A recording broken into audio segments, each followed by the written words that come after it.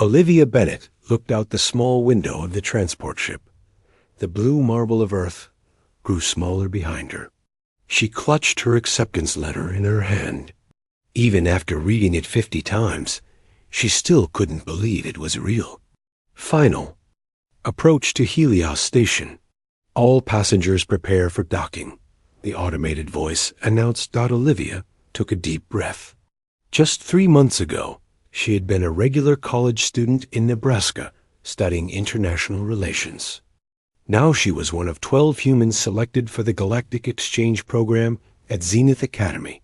The transport ship slowed as the massive space station came into view. Helios Station looked like a giant metal snowflake floating in space. Lights sparkled along its many arms. Smaller ships moved around it like bees around a hive. "It's so big," Olivia whispered to herself. The ship docked with a gentle bump. Olivia grabbed her single allowed bag and joined the line of passengers moving toward the exit. Her heart pounded in her chest. She had studied the orientation materials, but reading about alien species was very different from meeting them in person. As she stepped through the airlock into the station, the differences hit her all at once. The air smelled strange, clean but with hints of unfamiliar scents. The gravity felt slightly lighter than Earth's, and the beings around her came in shapes, sizes, and colors she had never imagined. A tall, blue-skinned official with 4 arms checked her documents. Olivia Bennett, human, Earth, Zenith Academy exchange student. Welcome to Helios Station. His voice had an odd musical quality. Follow the green line to student processing. Olivia nodded and stepped onto the green line, glowing on the floor. It led her through crowded hallways where she tried not to stare at her fellow travelers. A group of floating jellyfish-like creatures drifted above the walking path. 2 furry beings with long snouts argued in clicking sounds by a food stand. 3 identical orange humanoids moved in perfect sync. The green line ended at a large door, marked Zenith Academy, new student processing, in 12 different writing systems. Olivia recognized the English letters at the bottom. Inside, dozens of new students waited in various lines. Olivia joined the one marked for exchange students. In front of her stood a tall insect-like being with compound eyes that reflected Olivia's nervous face back at her. "First time off planet?" the insect being asked in perfect English. "Is it that obvious?" Olivia replied with a small smile. "I was. The same way when I left my hive world. I'm TZZT, 3rd year diplomatic studies." The being's mandibles clicked softly. "Olivia. 1st year exchange, international relations. Well, I guess it's interplanetary relations now." Tikt's compound eyes shimmered with what might have been amusement. "You'll adjust quickly. Humans are known for their adaptability." Before Olivia could respond, a small hovering robot approached them. "Exchange student Olivia Bennett, please follow for dormitory assignment and orientation." Olivia waved goodbye to TZ Key and followed the robot through more hallways and into a transport tube. They zoomed through the station for several minutes before stopping at a residential section. "Dormitory Block E, room 217, the robot announced. "Your room assignment is with Kirsha of Kristalla, standard dual occupancy with shared common space." The door slid open to reveal a simple room with 2 beds, 2 desks, and a small sitting area. One side of the room was already decorated with strange crystal formations that seemed to grow from the walls. "Hello?" Olivia called out. "Kirksha?" A shimmer of movement came from the crystal side of the room. Slowly, the crystals seemed to flow together, forming a roughly humanoid shape that sparkled in the room's light. 2 points of blue light appeared where eyes would be. "Greetings, Earth student," a melodic voice came from the crystal being. "I am Kirksha. We will be sharing living space for the academic cycle." Olivia tried to hide her surprise. "Nice to meet you." I'm Olivia. She hesitantly held out her hand, then realized a crystalline being might not shake hands. To her surprise, Kirksa extended a crystal appendage and gently touched Olivia's palm. I have studied human customs. Physical greeting rituals vary by region. Is this acceptable? Olivia smiled. Perfect. The orientation robot beeped.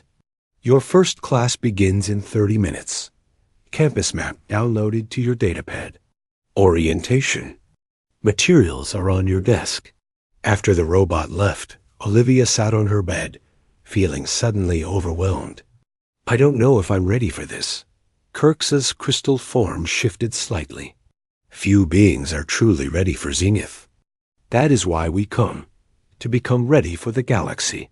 I will help you navigate if you wish. I'd like that, Olivia said.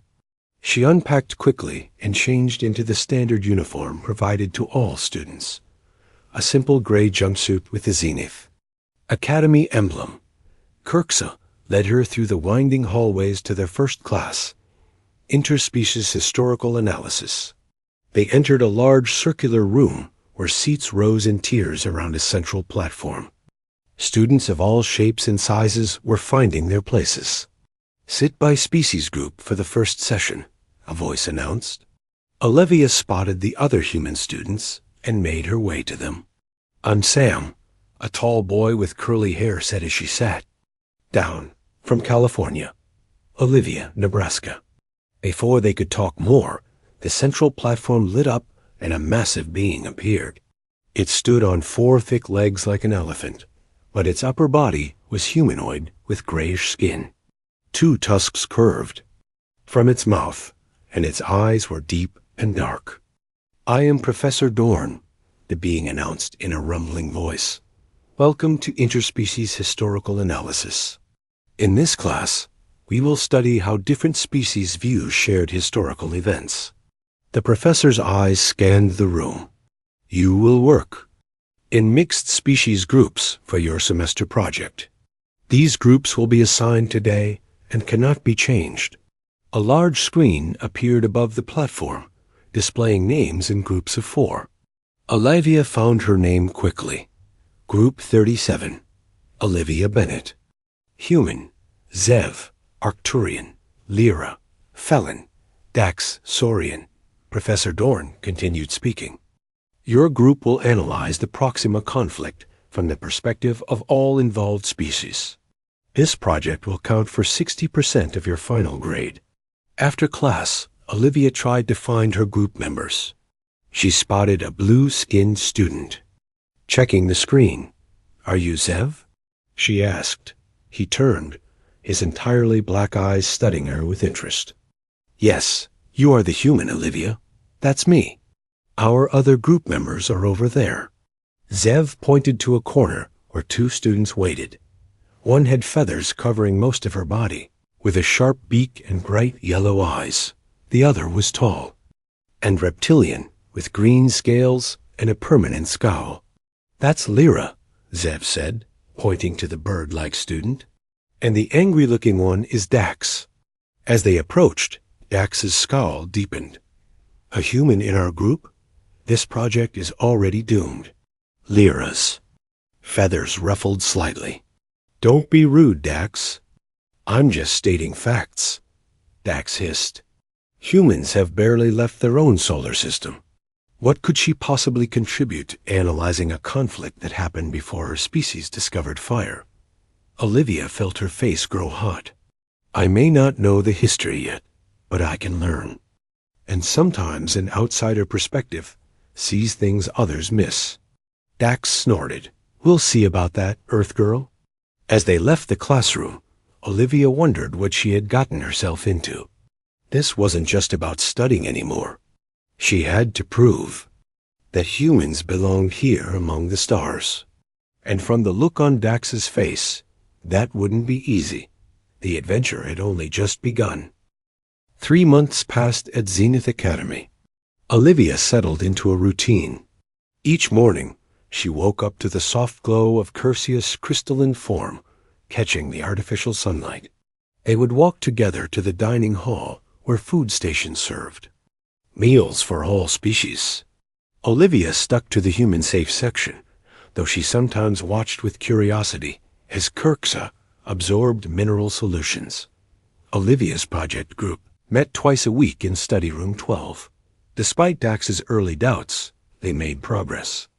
On their assignment about the Proxima conflict, Zev handled the research with enthusiasm. Lyra organized their findings with careful precision. Even Dax contributed valuable insights about Saurian military tactics.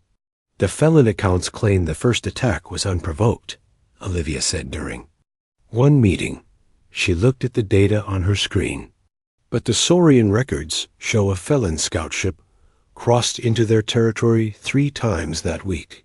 Dax nodded with surprise in his reptilian eyes. You've been paying attention, human. Olivia, she corrected him. My name is Olivia. Fine ... Olivia. Dax looked away, but the usual edge in his voice had softened slightly. After the meeting, Zev walked with Olivia to their next class. He's starting to respect you, the blue-skinned Arcturian said. Maybe a little, Olivia replied, but something seems off lately. Have you noticed how distracted he's been? Zev's completely black eyes narrowed. It's not just Dax, all the Saurian. Students are on edge, and the Felons too. Why? Olivia asked. Before Zev could answer, their datapads buzzed with an urgent news alert. Olivia read it quickly. Border dispute escalates between Saurian Collective and Felon Confederation. Diplomatic talks break down over Vega asteroid belt. Mining rights. Olivia looked up from her pad. Is this serious? Zev's blue face had darkened to a deeper shade. Very. The Vega belt has rare minerals both governments want. They've argued about it for decades. That evening in the dining hall, Olivia noticed the change immediately. Saurian students sat together in tight groups, speaking in low hisses. Across the room, Felon students clustered near the windows, their feathers slightly raised in alert postures. Kirksa slid onto the bench beside Olivia. The mood has shifted, the crystalline being observed. Historical conflicts cast long shadows. Olivia spotted Lyra sitting alone, picking at her food. She walked over and sat down. Are you okay? Lyra's yellow eyes darted around nervously. My family lives near the border region. I haven't heard from them in 3 days. I'm sure they're fine, Olivia said, trying to sound confident. You don't understand. Lyra's voice was barely above a whisper. This happened before, when I was a fledgling. The fighting lasted for months. On the other side of the dining hall, Olivia noticed Dax entering with a group of Saurian students. They looked serious, and Dax didn't acknowledge her when their eyes met. The next morning, Professor Dorn began class with a stern announcement. Recent events in the wider galaxy do not change our academic goals. All students are reminded that Zenith Academy is neutral territory. Political discussions must remain respectful. Despite the professor's words, tension filled the classroom. When Dax arrived late, he sat far from Lyra. Breaking their usual group seating after class, Olivia found Zev in the library. What's happening with our group? Dax wouldn't even look at Lyra today. Zev sighed. It's getting worse. The news says Saurian ships fired on a Felon outpost yesterday. Both sides claim the other fired first. But that's out there, not here, Olivia said. We're students, not soldiers. Species loyalty runs deep, Zev explained, especially for Saurians and Felons. Their evolutionary history made them natural competitors. That night, Olivia couldn't sleep.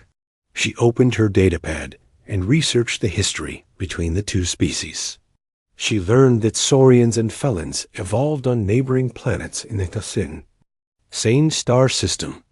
Both achieved space travel around the same time and immediately began competing for resources. A soft chime from her datapad interrupted her reading. It was a message from Professor Dorn. Please see me before class tomorrow. Important matter to discuss." Olivia arrived at Professor Dorn's office early the next morning. The massive four-legged alien welcomed her with a gentle nod. "You wanted to see me, Professor?" "Yes, Olivia. Please sit." Professor Dorn's deep voice was quieter than usual. "I've been observing your project group. Despite initial challenges, you've shown remarkable skill at bridging differences." "Thank you, but I'm not sure that's true anymore. Everything's falling apart because of this border dispute." Professor Dorn nodded sadly. "That is precisely why I asked you here. As a human, you occupy a unique position. Your species has no historical stake in this conflict." "What do you mean?" "I would like you to monitor the situation among the students," Professor Dorn said. "Report to me if you notice concerning behavior. The Academy must remain neutral and safe." Olivia frowned. "You want me to spy on my friends?" "Not spy. Observe. Help prevent escalation." The professor's dark eyes looked worried. "I fear the Academy could become a flashpoint if tensions continue to rise." "You really think students would fight each other?" Olivia asked. "History teaches us that proximity often increases conflict rather than reducing it, especially when young people are involved." Olivia left the meeting feeling uneasy. As she walked to the dining hall for breakfast, she noticed campus security had increased. Guards now stood at major intersections, and ID checks were happening at building entrances. The dining hall, the division was even more obvious. Saurian students had claimed the east side, while felons gathered in the west. Other species sat in the middle or chose sides based on traditional alliances. Olivia spotted Kerxa and sat down. "This is getting scary," she admitted. "Indeed." Kersh's crystalline form shimmered with concern. "Last night, a Saurian student accused my roommate of sending information to the Felon government. It was completely false, but others believed it." Suddenly, the large screens around the dining hall flickered to life with breaking news. The text scrolled in multiple languages. "Conflict escalates. Saurian forces seize Phelan outpost in Vega Belt. Multiple casualties reported." A heavy silence fell over the room, followed by a rising murmur of voices. Olivia watched as Dax stood up with several other Saurian students. Their faces showed a mixture of pride and defiance. Across the room, Lyra and her Felon friends huddled together, some visibly upset. "This isn't good," Olivia whispered. Zev appeared beside her, his blue skin pale with worry. "We need to find somewhere safe. When the real fighting starts, being in the middle will be dangerous." "Real fighting? Here?" Olivia couldn't believe it. "Look around," Zev said quietly. "This isn't just about politics anymore. This is about survival and loyalty. And right now, everyone is choosing sides." Olivia glanced between the divided room and realized with a sinking feeling that Zev was right. The peaceful academic environment was transforming before her eyes. Zenith Academy was no longer just a school. It was becoming a battlefield. The next day started like any other. Olivia woke up, got dressed, and headed to the dining hall with Kerxa. But everything changed during lunch. Olivia was eating when she heard a shout from across the room. A tall Saurian student stood pointing at a Felon. "I saw you sending messages to the Phelan fleet. You're a spy."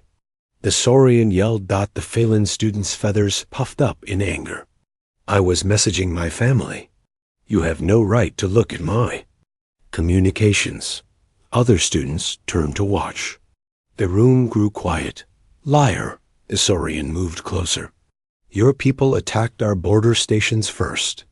Now you feed them information from inside the Academy." The Phelan stepped forward. "Your government lies." The Saurian collective fired first. Everyone knows this. Olivia spotted Dax moving toward the argument. His face showed he was ready for a fight. On the other side, Lyra and several Felon students. were also closing in. "This isn't good," Zev whispered beside her. "We should leave now." Before they could move, the Saurian student shoved the felon hard. The felon fell back into a table, knocking over drinks and food trays. In an instant, the felon leaped up and struck back. The dining hall erupted into chaos. Students jumped up, either running for exits or joining the fight. Species that were allied with Saurians or felons quickly picked sides. Tables were flipped to make barriers. Food trays became weapons. "We need to get out," Olivia shouted to Zev and Kirksa. They pushed toward the nearest exit, but the doors suddenly closed with a loud hiss. A voice came over the speakers. "Emergency protocols activated. Security breach in dining section 3. All areas on lockdown until further notice." Olivia looked around in panic. The fighting was spreading across the entire hall. Some students used food as weapons, while others fought with fists or natural weapons, like claws and beaks. "This way," Kirksa said, pulling Olivia toward the kitchen area. "There's a service tunnel for food deliveries." They pushed through the swinging doors into the kitchen. The staff had already fled.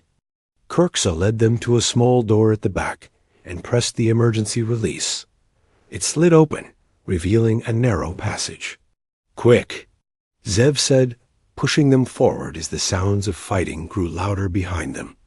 They crawled through the tunnel until they reached a junction with larger maintenance corridors. Standing up, they caught their breath. "What do we do now?" Olivia asked. "We need to get back to our rooms," Zev said. "If the station is on lockdown, each sector will be sealed off." Kirksa's crystalline form shimmered with stress. "The main paths will be watched. We must use the maintenance tunnels." Olivia nodded. "I've been mapping them for late-night study sessions in the library. Follow me." She led them through a maze of service corridors, using her datapad map to navigate.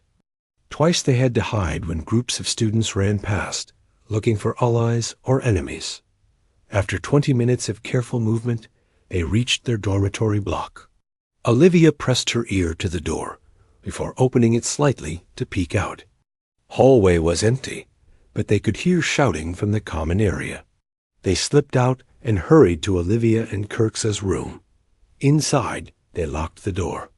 "Communications are still jammed," Zev said, checking his datapad. "I can't reach anyone outside our immediate area." Olivia sat on her bed, trying to process what was happening. "This is crazy. We're students, not soldiers. Why is the academy locked down? Where are the professors and security?" "Standard crisis protocol," Kirksa explained. "The station isolates trouble areas to prevent spread. Security will be focusing on protecting critical systems and preventing access to weapons or ships." A soft knock at the door made them all freeze. Olivia approached cautiously. "Who is it?" she asked. "Olivia?" "It's Lyra. Please, I need help." Olivia opened the door slightly. Lyra stood there, her feathers dirty and some bent at odd angles. Behind her were 2 other students, a small green amphibian and a tall insect-like being. All 3 looked injured. "We had nowhere else to go," Lyra said. Her voice trembled. "The Saurians have taken over our wing. They're checking rooms, forcing everyone to pick sides." Olivia pulled the door open wider. "Come in, quickly." Once they were inside with the door locked again, Lyra introduced the others. "This is Null. He's amphibian. And this is TZG." Olivia recognized the insect being from her first day. "We met at orientation." "What happened to you?" Zev asked, noticing the green fluid leaking from a crack in Sikt's exoskeleton. Caught in the middle, TZZT clicked. "My people have treaties with both Saurians and felons. When I refused to pick a side, they decided I was against them." Kirksa moved to the small bathroom and returned with medical supplies. "Let me help." My people study healing arts. While Kirksa treated their wounds, Olivia's datapad suddenly lit up with a message. It was from Professor Dorm. To all neutral students, the situation has escalated beyond our control. Station security is overwhelmed. Military vessels from both the Saurian Collective and Felon Confederation are approaching under the pretense of evacuating their citizens. Until help arrives, find safe locations and avoid confrontation. I am working to resolve this from the administrative center. Military vessels? Olivia read aloud. This isn't just a student fight anymore. It never was, Zev said grimly. This academy has students from influential families. The perfect place to start taking hostages or making political statements. A loud explosion shook the room. Dust fell from the ceiling. What was that? Null the amphibian asked, his wide eyes blinking rapidly. Someone's trying to break through the sector barriers, Kirksa said. The emergency bulkheads are designed to withstand damage, but determined students could find ways past them. Olivia looked at the frightened faces around her. In just hours, their school had become a battleground. And now, according to Professor Dorn, military forces were on the way. We need a plan, she said. This room isn't safe long term. We need supplies, better protection, and a way to communicate with others who don't want to fight. Lyra nodded. There are more neutral students hiding? I know at least 20 who refuse to join either side. The other human students, Olivia said suddenly, we need to find them. As humans, we have no ties to either the Saurians or Falans. We could move between groups without immediate suspicion. Tsikt's compound eyes shimmered. Creating a neutral faction in a two-sided war? Dangerous, but potentially effective. Another explosion, closer this time, made them all jump. Whatever we do, Zev said, looking at the door, we need to do it soon. This war is only getting started. Olivia thought of Dax and wondered which side of the fighting he was on. She had a feeling. She would find out soon enough. And when she did, nothing would be the same again. A week passed. Zenith Academy was no longer a school. It was a war zone. The once clean hallways now had barricades made from furniture. Classroom doors were sealed shut or forced open. The smell of burned plastic and strange alien chemicals filled the air. Olivia had managed to find the other human students. Sam Kelly had been trapped in the science lab when the fighting started. He knew how to fix things and had turned broken equipment into useful tools. Maya Washington had been studying medicine and now treated injuries with whatever supplies they could find. Eric Daniels had been a communications student and worked to get past the signal jammers. Together with other neutral species, they turned the East Dormitory wing into a safe zone. They hung white sheets in the hallways as a sign of neutrality. They set up a system to trade for food and medicine with both sides. They took in anyone who didn't want to fight, regardless of species. Olivia sat in what used to be the common room, now their command center. Maya worked nearby, wrapping a bandage around a young Visari student's arm. How many now? Olivia asked. 47. Kirksa said, checking their list. 17 species. Most recent arrivals came from the library sector after Saurians took control there yesterday. Sam entered the room carrying parts from a broken food processor. Good news. I fixed the water. Recycler. We'll have clean water for at least another week. Any word from Eric? Olivia asked. Still working on the communications block, Sam replied. He says the jamming signal is too strong. It must be coming from outside the station. Zev appeared in the doorway. He looked tired. He had been scouting the other sectors to map who controlled what areas. Report? Olivia asked. Not good, Zev said, sitting down heavily. Dax has unified all the Saurian students. They control the West Wing, the dining halls, and now the library. Lyra and the felons hold the East Academic Wing, the gardens, and the observation deck. Any sign of the professors? Kirks asked. Zev shook his head. Most are trapped in the administrative center. Some joined the fighting. Professor Dorn is still trying to negotiate, but neither side listens. Olivia rubbed her tired eyes. She hadn't slept well in days. And the military ships? 6 Saurian vessels and 4 felon ships are outside the station, Zev said. They're demanding access to evacuate their people, but really, they want control of Helios Station. Eric burst into the room, his face excited. I did it. I broke through the jamming signal. Everyone gathered around as he placed a modified communication device on the table. It only works for short messages in a limited range, Eric explained. But we can talk to other parts of the station now. Can we contact Earth? Maya asked hopefully. Eric shook his head. Not yet. But I can reach the administrative center where Professor Dorn is. Do it, Olivia said. Eric typed quickly. A minute later, the device beeped with a response. Professor Dorn says to come to the administrative center immediately, Eric read. Through the maintenance tunnels. Bring Olivia and any other group leaders. He has critical information. Olivia looked at Zev. Is it safe? The tunnels should be clear, Zev said. Both sides focus on controlling main areas, not service corridors. Olivia nodded. Kirksa, you're in charge while we're gone. Sam, Eric, you're with me and Zev. They gathered supplies and entered the maintenance tunnel behind a fake wall panel. Using Olivia's maps, they navigated the dark passages.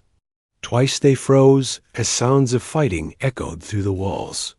After an hour of careful movement, they reached the administrative center. Professor Dorn waited for them in his office. The massive 4-legged alien looked thinner than before, his tusks dull from stress. Thank you for coming, he rumbled. The situation is worse than you know. He activated a screen showing the space around Helios Station. More ships had arrived. The Saurian and Felon governments have turned this student conflict into a real war, Professor Dorn explained. They will board the station within 48 hours. When they do, this will no longer be a school dispute. It will be the first battle in a new interstellar war. Can't other governments stop them? Sam asked. They are trying, Professor Dorn said. But diplomatic efforts take time. Time we don't have. What about evacuation? Eric asked. Get all neutral students to safety? Professor Dorn shook his head sadly. All small ships were locked down or disabled when the emergency protocols activated. The only working vessels are the emergency evacuation ships, and their launch controls are in sectors now controlled by the Saurians and Felons. Olivia felt a cold weight in her stomach. So we're trapped between 2 armies about to invade. Yes, Professor Dorn said. Unless we can stop the fighting before they arrive. How? Zev asked. Both sides hate each other now. Dax won't listen to reason, and neither will Lyra. Professor Dorn tapped his console. A new image appeared showing complex data. This is what I discovered. The border dispute that started this conflict was manufactured. What do you mean? Olivia leaned closer. The Mercantile Guild engineered the crisis, Professor Dorn explained. They planted false information on both sides, making each believe the other was planning to seize the Vega asteroid belt. If war breaks out, the Guild will offer to manage the belt as a neutral party, and they'll control all the resources. Sam said, understanding. Exactly. Professor Dorn nodded. They've done this before, centuries ago. I found the pattern in historical records. Olivia's mind raced. So if we show both sides, they're being manipulated. They might stop fighting, Eric finished. But we need proof, Zev said, and we need to get it to both Dax and Lyra. Olivia stood straighter. That's where we come in. As humans, we can move between territories easier than most species. The Saurians and felons are focused on each other, not us. It's dangerous, Professor Dorn warned. Everything is dangerous now. Olivia replied, "What's the plan?" "I need you to deliver this data to both faction leaders," Professor Dorn said, transferring files to their datapads. "And I need you to convince them to meet with me in neutral territory." "They'll never agree," Zev said. "They might," Olivia said slowly, "if we give them something they both want." "What's that?" Sam asked. "Control of the emergency evacuation ships," Olivia said. "Tell each side that Professor Dorn will release launch codes in exchange for a meeting." "Professor." Dorn looked impressed. "A risky strategy, but it might work." "We'll need 2 teams," Olivia continued. "I'll go to Dax with Sam. Eric and Zev will go to Lyra." They spent the next hour planning their approach. As they prepared to leave, Professor, Dorn pulled Olivia aside. "There is something else you should know," he said quietly.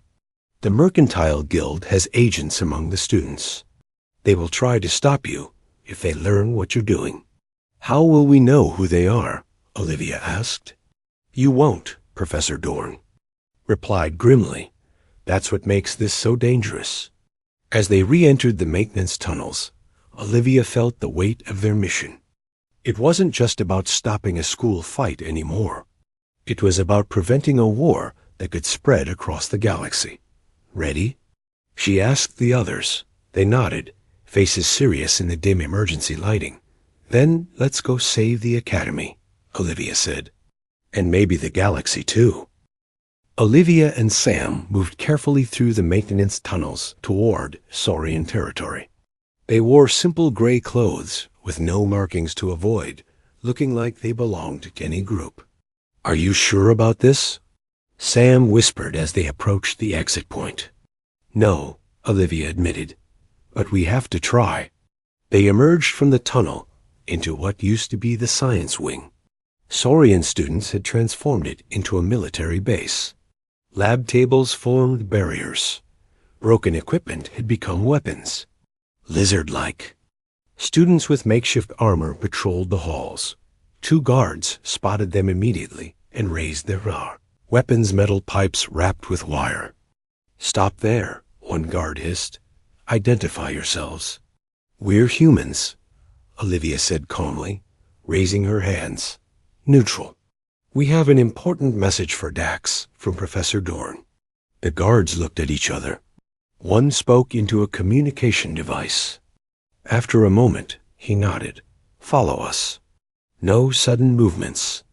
They were led through hallways filled with Saurian students preparing for battle. Some cleaned weapons. Others studied station maps. Many were injured, with bandages on their scaled bodies. The guards brought them to the former astronomy lab.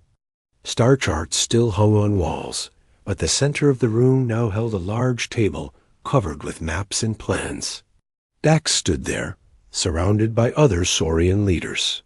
He looked different harder, with a new scar across his snout and a commander's presence. He looked up as they entered. "The human from my project group. Olivia, right? Bold of you to come here. We need to talk," Olivia said, privately. Dax studied her face and nodded to the others. "Leave us." When they were alone, Dax's posture relaxed slightly. "Why are you here? Your neutral zone has stayed out of our way. We have no quarrel with humans.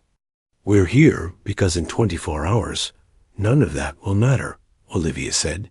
"Saurian military ships are preparing to board the station." "Good," Dax said. "My people will help us secure total victory." "And then what?" Sam asked. "Turn this school into a military base? Start a war that spreads across systems?" Dax's tail swished angrily. "The felons started this conflict. They violated our territory. They fired first." "That's not true," Olivia said. She placed her datapad on the table and activated Professor Dorn's files. "Neither side started this. You were both manipulated. Dax stared at the screen as data scrolled past. What is this? Evidence that the Mercantile Guild created fake intelligence. Reports.